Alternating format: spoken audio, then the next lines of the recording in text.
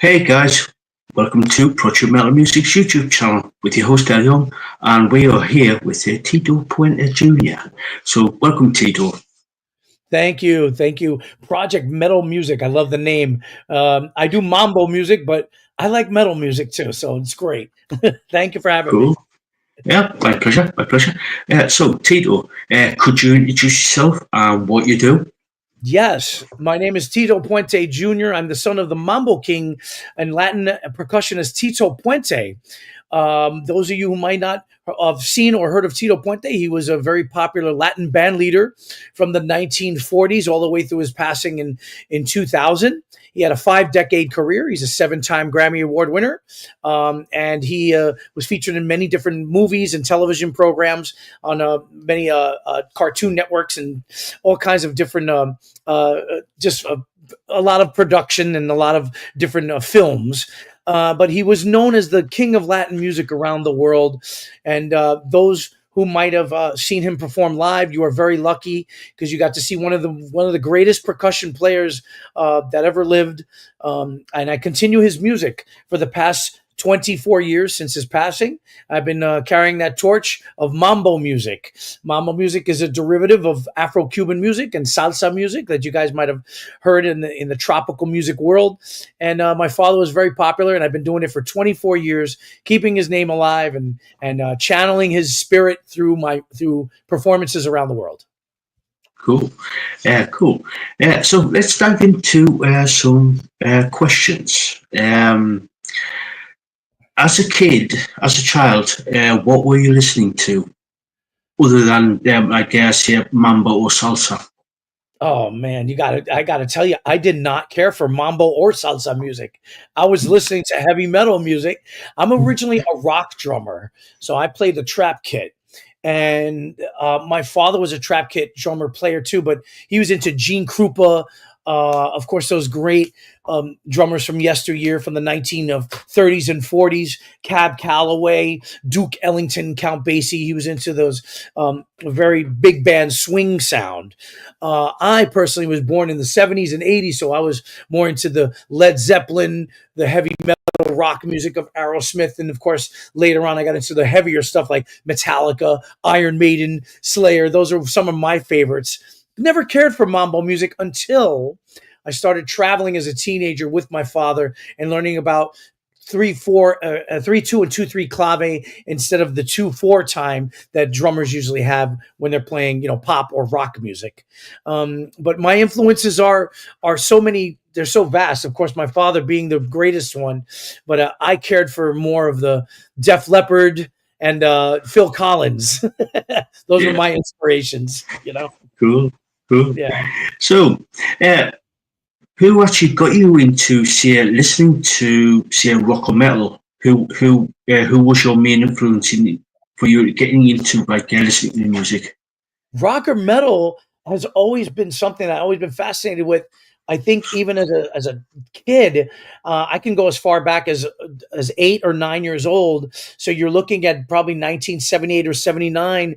The disco era was coming out, and then of course the 80s metal came into play. But I was always a fan of the bands prior to that. Um, my mother, I guess, would probably have the records of Led Zeppelin and the Black Sabbaths, and she was into rock, but not the heavy stuff. And then, of course, Friends. You as you grow Yeah, up in high school and junior high school and my parochial schools, my friends really got me into those bands, and that's when I started getting into the real nitty gritty of Iron Maiden and Deep Purple and those great bands. And my father, of course, was not a fan of rock music, and I personally had the long hair and liked the rock music, and I started listening to Santana at that time, where I felt like Santana had that little Afro-Cuban flavor to it with the congas and the bongos inserted with rock guitars, and Hendrix. I always loved the great guitar players of those years, and Sabbath, Geezer Butler, Tony Iommi. Those are some of my all-time favorites. But again, Tito Puente, not into rock. Tito Puente Jr., all in rock. So yeah. cool, cool, cool. Um, So, out of all of the bands that you've listened to over the years, who was your main influence in becoming a drummer? My main influence, I think, for me was a drummer that really was diverse, and he was a diversified drummer. I'm a huge fan of Mr. Phil Collins and Genesis. That was one of my favorite groups. Of course, Stuart Copeland from the Police. They had intricate ways of playing, and I'll always go back to the Professor. The Professor was Mr. Neil Peart from Rush, and that man really was my greatest influence because he added the timbales and the tambora and cowbells and different Latin percussion into his playing as he developed his style. Going back from Fly By Night and those early records of 2112, I learned from his style of playing. His rudiments were incredible. His paradiddles, 7-stroke rolls, 5-stroke rolls, they were incredible. He was doing with one hand. So I think he was probably like the biggest influence in my drumming, as far as being a drummer, a trap kit drummer. Even till today, I kind of find different styles, or I take a little bit from him and try to develop it in my own way and sticking it into Latin and salsa music. But he was probably my greatest influence, Neil Peart, simply because of his amazing, diverse style of playing with jazz, Latin music, and of course rock music being the undertone of his playing within the band Rush. Cool, cool. Um, Before you started to do, like, to carry on your father's work, were you in any bands Yeah, before you started? yeah. You keep going back to my teenage years. I gotta tell you, those were the best ones. And I played in a band in high school. We had, the Battle of the Bands. I think every school at that time, from the 1984 through 1990s, was having the whole renaissance of the 80s hair band metal, and I think that was really what was in at the time. The Bon Jovi, the Def Leppards, or they were just incredible bands at the time. The Iron Maidens was always my favorite. So yes, I did play some cover songs in a band called Monoxide. I played the trap kit. My father, of course, did not cheer me on. He didn't care for rock music, as I said earlier. But it was nice that I can. I kind of pushed it towards him, and he became fascinated with rock music after he Carlos Santana recorded his song "Oye Como Va," and it became a worldwide hit. So that's when my father started getting more into learning about rock music and who these artists were. And I would too if the story is Tito Puente one day went to his mailbox and saw a royalty check from Carlos Santana, and he said, "Man, who is this guy from the Bay Area? He's a rock guy. I got to start listening to him." And that was Tito Puente's way into the rock world. But he was always jazz, mambo music. And for me, I always try to combine the two worlds. And again, when I traveled with him, that's when I started getting into more of the conga, the timbale, the bongo, developing my style of playing that from the trap kit to the stand-up timbales. Cool, cool. Yeah. So, um, you said earlier you start ever since your father died. Yeah, you've been carrying on his work. So, what have you been up to, especially over the last, say, 12 months? Man, it's been absolutely amazing. Well, we are celebrating the 100th centennial of Tito Puente this year. There it is, right there. We've been celebrating his 100th centennial. He would have been 100 years old. With that, we've also been in pre-production with a documentary that we plan on putting together. It'll be out in 2025, towards the tail end of 2025, and then we will, of course, go to all the film festivals around the world with it. Cannes Film Festival, of course, all those great film festivals, Sundance as well. And we will take it there. And we want to give the fans that I think it's time and due for Tito Puente to really be acknowledged for the work that he left this planet with. He had over 180 albums to his credit, That's a very large catalog for any artist. It's probably a world record in the Latin music world.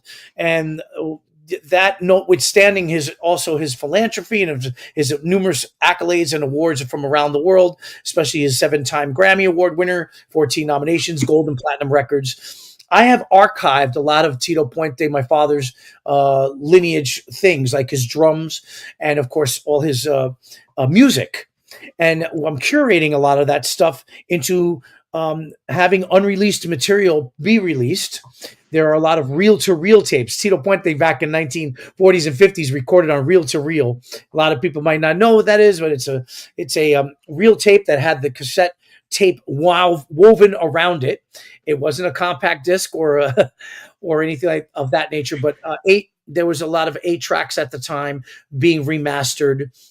So we are involved in that and also working on a biopic on the life and legacy and the story of Tito Puente, from the humble beginnings in Spanish Harlem, New York, to his star to fame, and of course serving in the United States Navy as well. A lot of people don't know that my father did serve in World War II, and just an amazing career that spanned 6 decades and brought people together, a Latin ambassador of music, if you will, traveling around the world, bringing people for one purpose, and that's to dance on dance floors and enjoy mambo music. So it's a big undertaking. We've been doing it all year. And of course, I put all my stuff on the side to make sure that people can kind of recognize this. And it's a lot of tedious work going through numerous tapes. My mother, I have to thank her for that, because she filmed 30 years of Tito Puente with an 8mm camera and followed him everywhere around the planet. So I'm going through a lot of footage, but it's amazing. It's a great line of work that I love doing and keeping his name alive. Cool. Cool. We've got a question from a very good friend of mine, Ben Myers. Did you feel pressure to become a musician, or was it a natural mindset to follow your dad's footsteps? Thanks, Ben, for the question. I'll tell you the quick story in a nutshell. Parents always tell their kids, don't touch their things. So my dad had a garage full of drums and timbales. He said, don't touch my drums. And what does a kid do at 5 or 6 years old? Went in the garage, I started playing, and that's really how I started playing the drums. He told me not to do it. He wanted me, of course, to be something else, or maybe a lawyer or doctor. I gravitated towards music. I was really enamored by it. But my father did not teach me how to play drums. He made me go to school, and I appreciate that. Although he's no longer here, I try to instill that in my children now, that they have to learn from a teacher. So I learned how to read and write music at Five Towns College, and I learned from Sam Ulano, a fantastic drummer, no longer with us, but a jazz guy. And I really got the rudiments in there.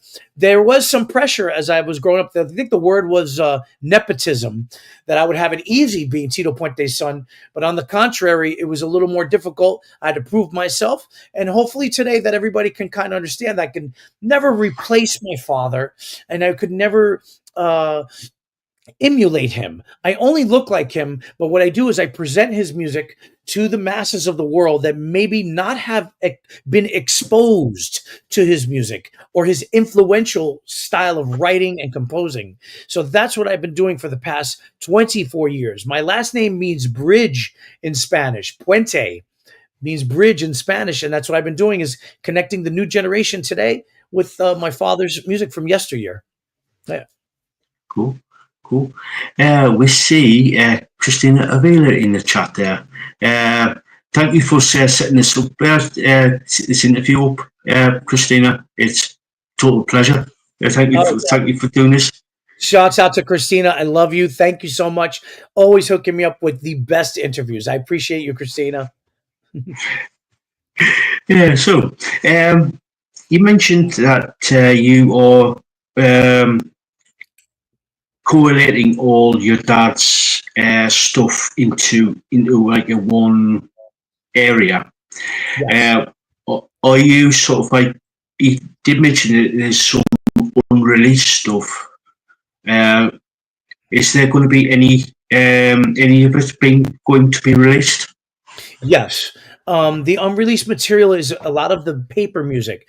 My father was a composer and arranger. So we have here at the headquarters, and also up in New York. I'm in South Florida, but we also have in New York a vault with Tito Puente music that's unfinished. So my father wanted to see a lot of this stuff to come to fruition. He was a very adamant writer and composer. So a lot of that stuff is almost like I would put him in the same category as the Tchaikovsky or Beethoven of mambo music. So he wrote a lot of stuff, but never got to record it. So I'm hopefully in the future we can get some of that stuff to be recorded with my orchestra or any orchestra, and to present it to the world as new material from Tito Puente. I guess from beyond the universe, if you want to call it. But it's stuff that he wanted to see come to life. And we were doing that right now with some symphonic charts. We're now currently releasing a new single, the 75th anniversary of a song called Ran Can Can. Ran Can Can, a very popular song by Tito Puente, released in 1949. So we're releasing it this coming November on the 23rd.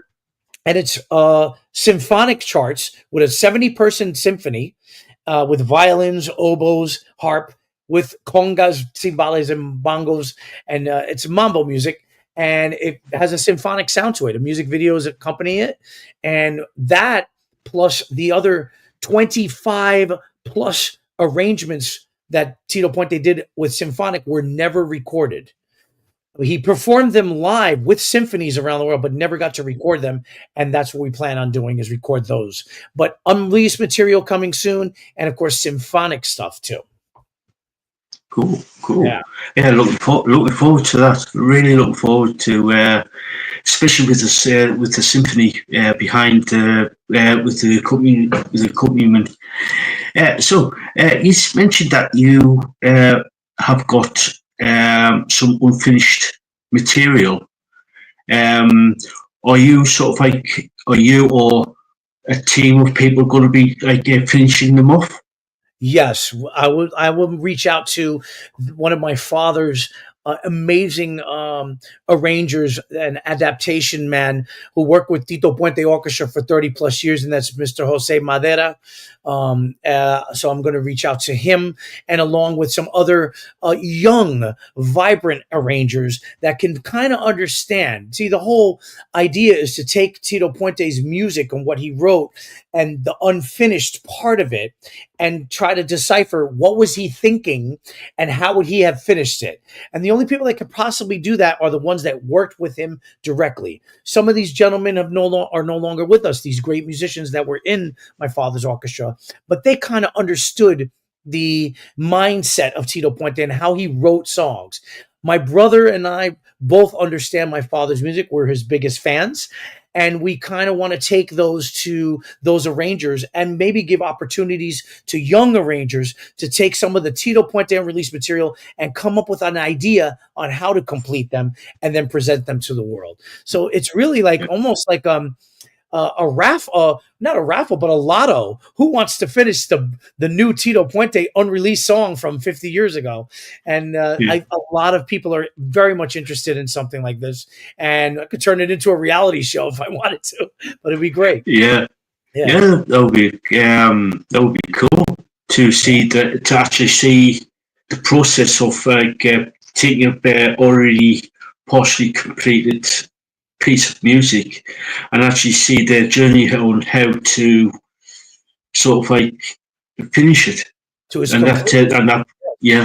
Yeah, that's really the whole gist of it, to see something that came from an idea to become something that's tangible. And we would love to put this stuff out on vinyl, of course, for those vinyl lovers.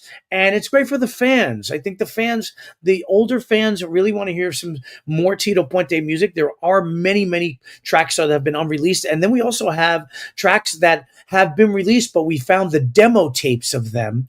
And we also found the rehearsal tapes of my father actually speaking and talking to the band and yelling at the trumpet player. And and that's really like what deep rooted fans that are hardcore fans of Tito Puente or just fans of music would love to hear, those outtakes, if you will.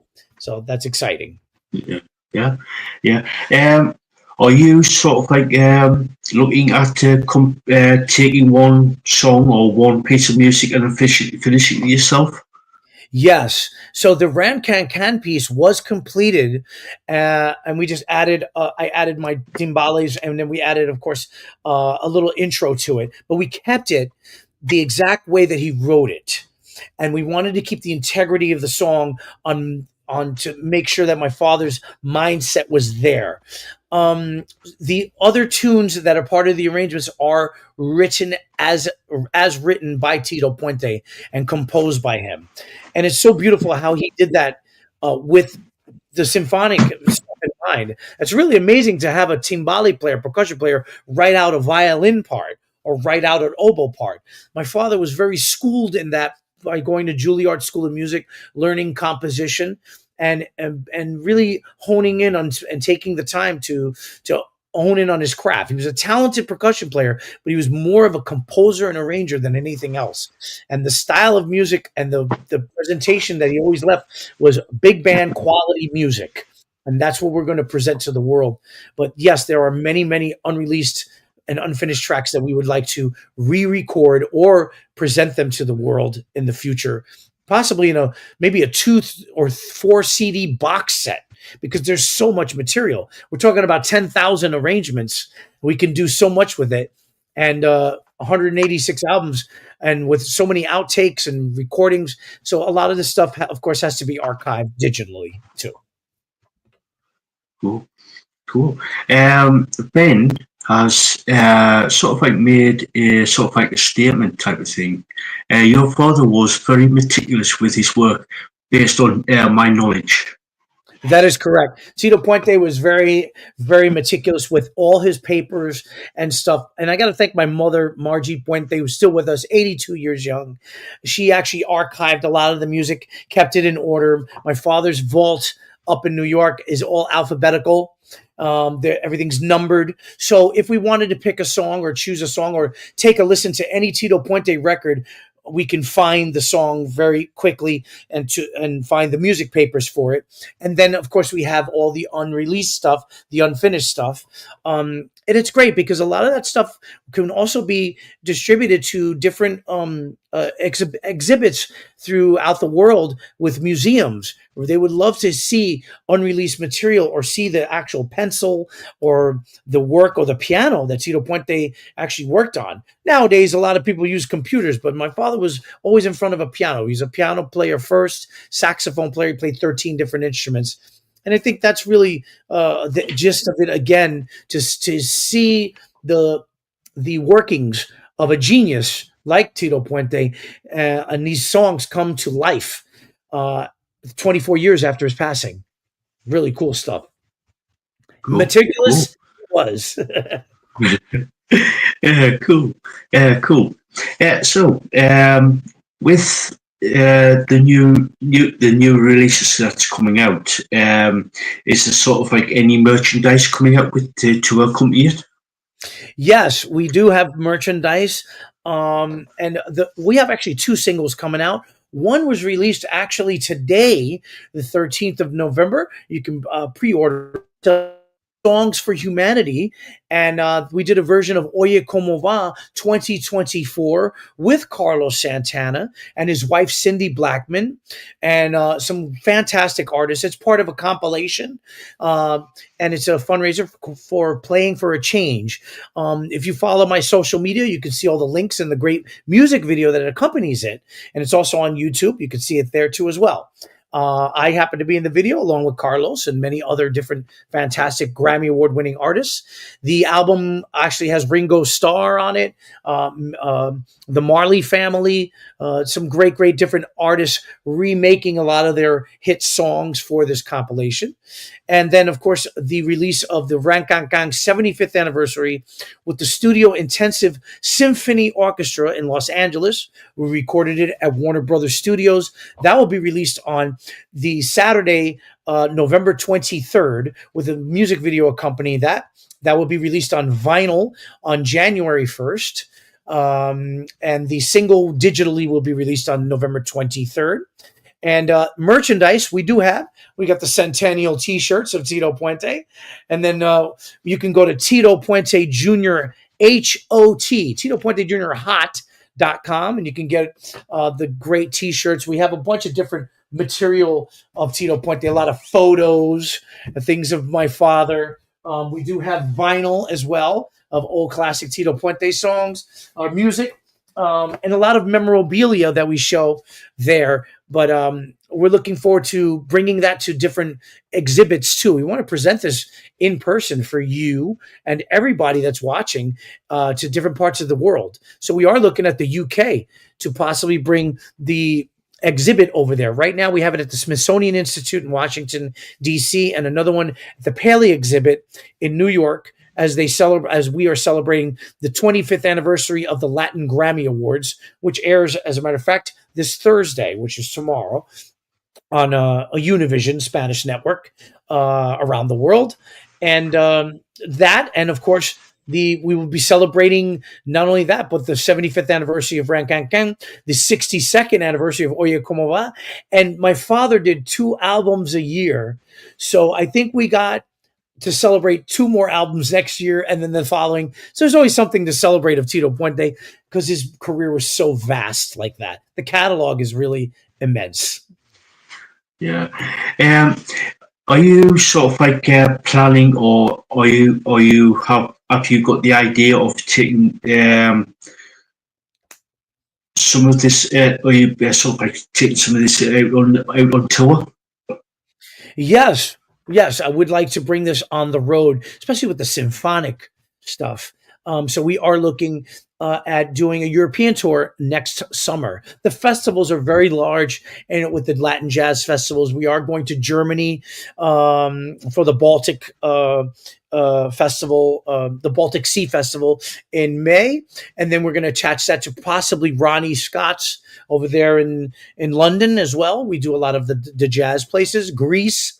Spain, so we'll be hitting European countries next summer, but we'd like to also bring it down to South America, and I think that's really where we want to aim towards, where we have an interactive show where we have a big screen showing footage of this documentary of Tito Puente, the history of it. And we also want to make it an educational experience too, wherever we perform the music of my late father. I always encourage everybody to come in with an open mind when they come to the concerts. A lot of people come to the concerts maybe to dance, and I also want them to also be educated.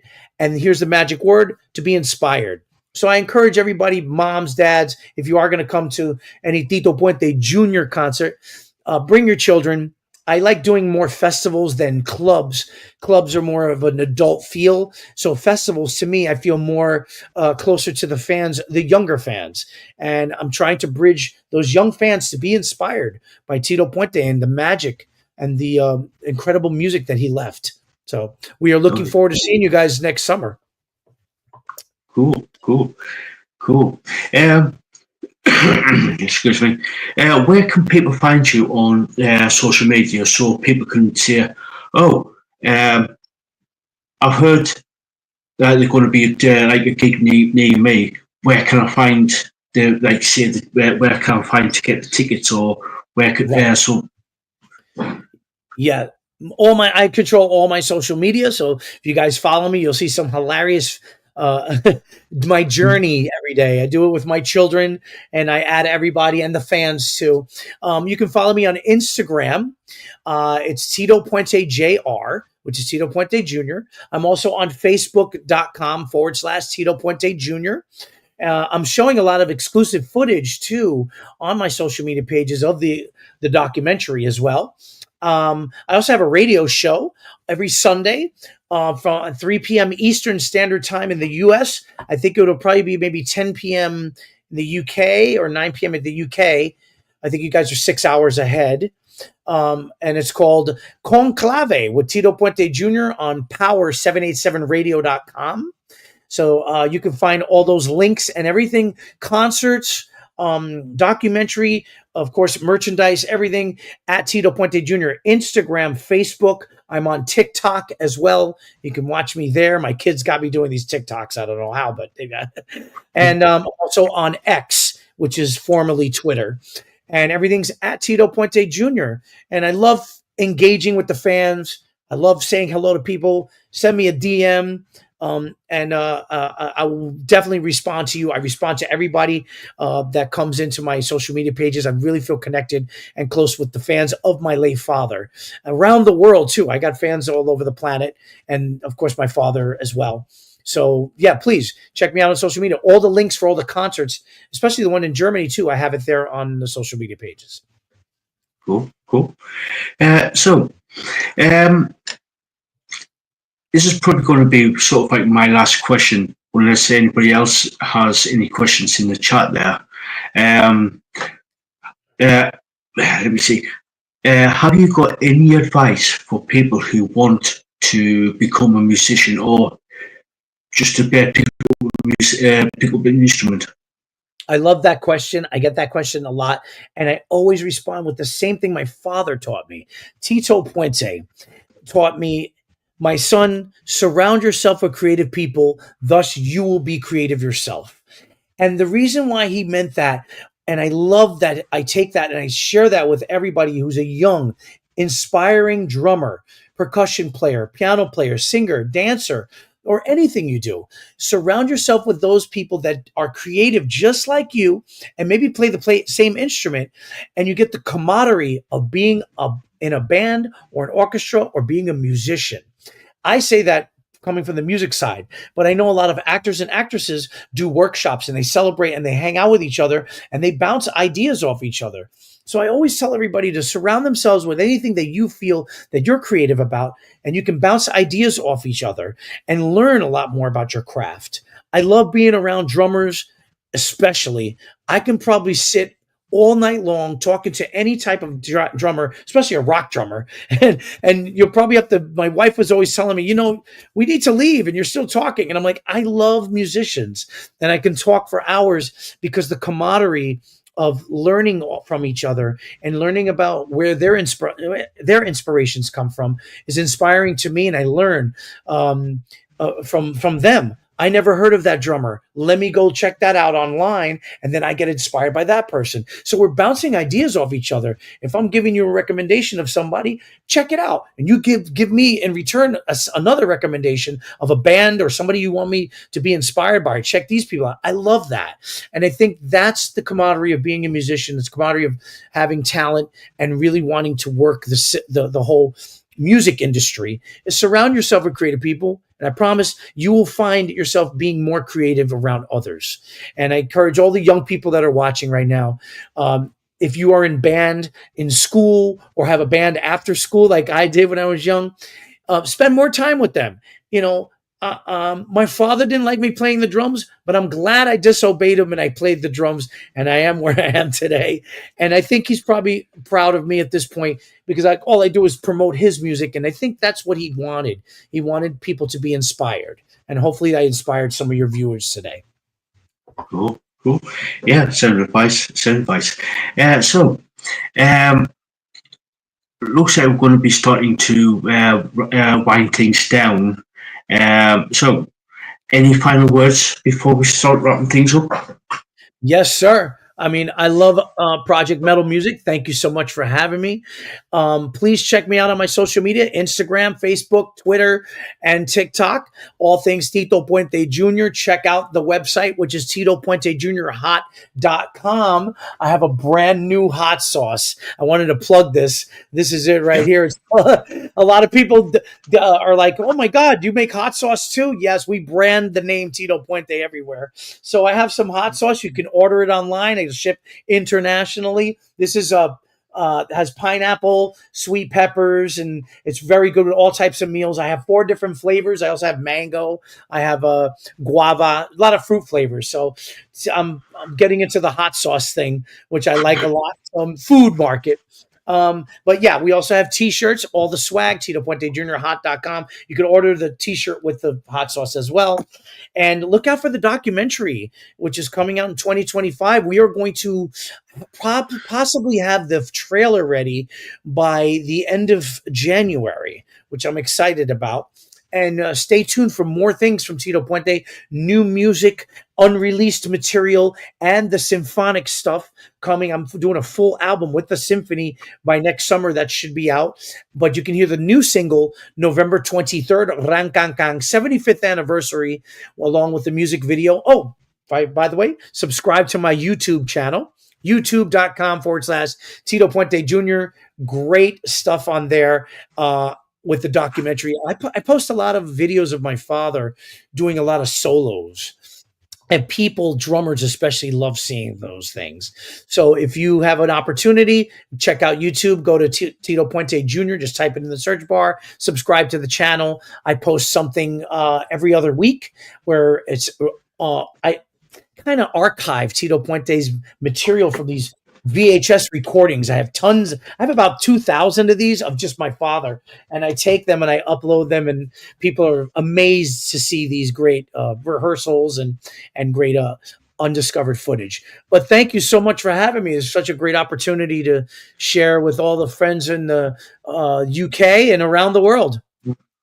Yeah, my pleasure, and thank you for coming on. It's been totally fascinating, and I loved every second of this. It's getting to know a little bit about you and your father as well. Been totally fascinating.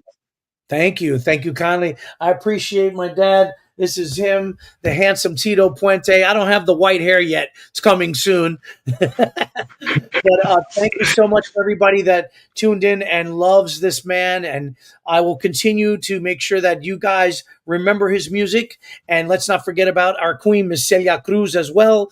Tito Puente and Celia Cruz, they will long live, be in our hearts. And thank you again for having me right here on Project Metal Music. I appreciate you.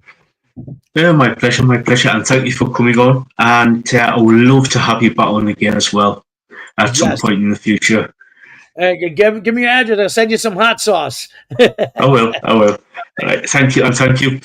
So, guys, if you haven't checked out Tito, please do. All the links are in the description there. And and again, Tito, thank you so much for coming on. It's been a total pleasure. I appreciate you. Thank you so much for having me. Muchas gracias. Gracias. So, guys, until next time, we'll catch you all later.